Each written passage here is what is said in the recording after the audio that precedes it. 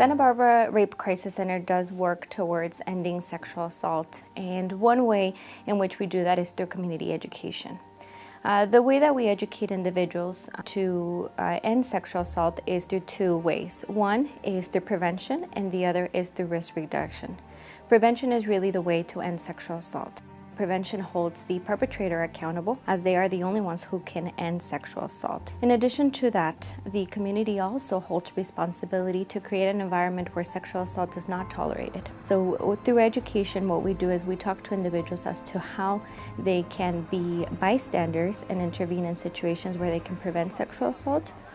And we also talk about some risk reductions. So on the risk reduction side, of course, there's things that individuals already hear. Cover your drink, when you go out with groups, know your limits, know how much you can drink before you no longer have control. But again, those are not gonna prevent the sexual assault. Those may just lower your risk of being targeted. Similarly, bystanders can also take a role in risk reduction.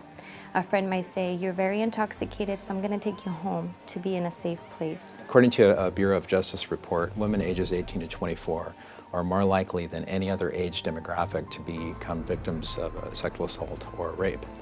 That's an alarming statistic for us because so many of our residents in Isla Vista fall directly within that demographic. We want to change the culture of the bystander behavior. We want to encourage people that if they see something that doesn't look right, say something or do something about it. The community has a voice where they can tell perpetrators, no, that individual's intoxicated, your behavior towards them is not acceptable and that's not okay. And that's really the way that we can stop sexual assault and prevent it. UCSB's Campus Advocacy and Resource Department, also known as CARE, cater to students who have questions, who want to see someone about an experience, and we provide confidential counseling. Our CARE advocates believe that survivors have decision-making power, and we support them with the necessary information and rights to guide them through their healing process. CARE and CAPS, Counseling and Psychological Services, provide 24-hour service. So no matter when a student would like to speak to someone, we have a 24-hour number and they're trained psychologists. CARE recognizes that a student may not be ready to report, they might just want some counseling. CARE does an excellent job in supporting that student through that process and so that they know what their options are, and then helps them if they do decide to go through the reporting process. It's really important that we acknowledge that we're meeting students where they're at in terms of where they are in the community. We have two locations. We have one located on campus, and we also have the Gaucho Support Center in Isla Vista. The CARE office is fantastic. I'm able to reach out to them if I need to conduct follow-up interviews with the survivors. It's very important to us that we get the support because we understand that reporting is a big step.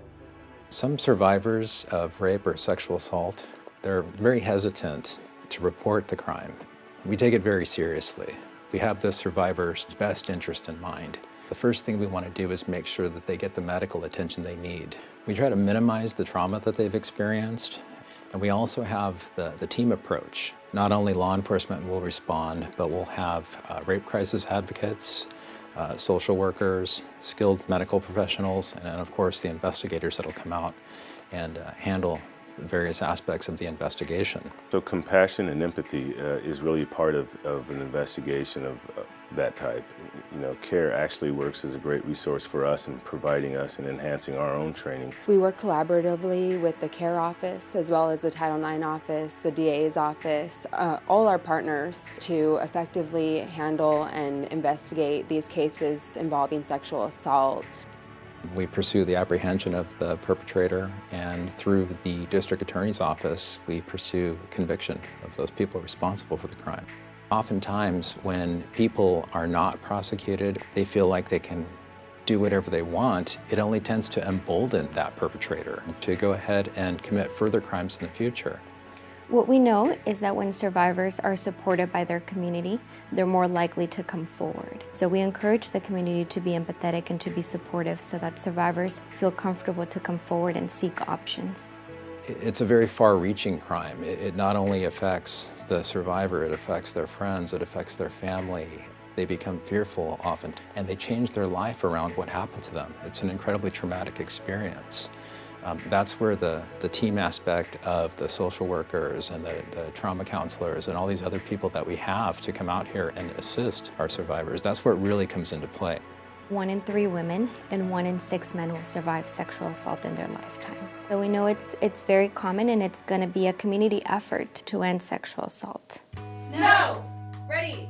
No! CARE also works to promote prevention efforts campus-wide. So that includes bystander intervention and working with the campus community to create a safe environment for all of our students. Our department actually offers some wonderful programs. One of those programs is the department Rad Program. There's a program for women, there's also a program for men.